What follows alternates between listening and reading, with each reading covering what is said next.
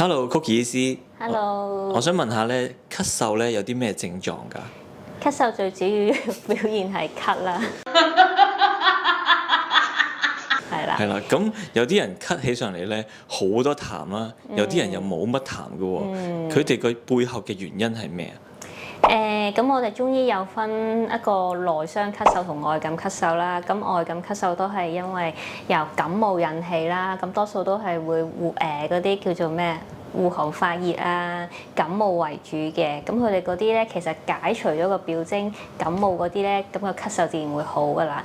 一啲內傷咳嗽，譬如一啲痰濕嘅咳嗽啦，佢哋本身因為可能長時間嗰個痰濕比較重啊，五臟六腑虛弱咧，嗰個內科咧痰咧去唔到，所以持續都會係咁咳咯。哦，咁我想問下咧，如果個痰咧係黃黃綠綠咧，係咩事啊？黃黃綠綠咧就代表佢身體已經有菌喺裏邊㗎啦，係啦。咁西醫就叫有菌啦，咁我哋中醫咧就覺得其實都係佢本身有痰熱啦，已經係熱咗啊，係啦，化咗一個痰熱嘅作用。咁所以我哋用藥上面咧都會去同佢清熱化痰為主咯。如果啲痰係紅色係咩意思啊？紅色啊？係啊。紅色係佢本身可能係咳損咗啊，有啲血喺裏邊啊，咳傷咗喉嚨啦咁樣。咁如果係橙色咧，係咪飲咗芬達？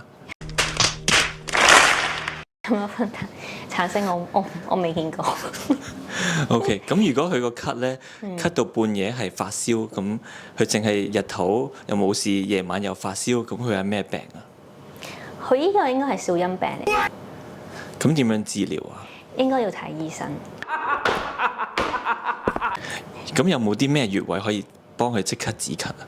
咁譬如如果係止咳嘅話咧，手上咧佢有一個叫做列缺嘅穴位啦，就係一個其實係1.5寸嘅，咁但係快速度位點樣度咧？就係兩隻手合埋，跟住食指撳住呢個位就係叫列缺啦。呢個穴本身咧就係可以去止咳啦、降氣同埋化痰嘅，順氣化痰止咳。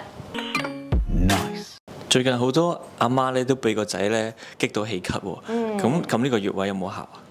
都試下啦，都有啲效嘅，因為佢都係肺經上面嘅穴位嚟㗎嘛。咁如果冇效咧，可以點做啊？冇效就要去求醫啦。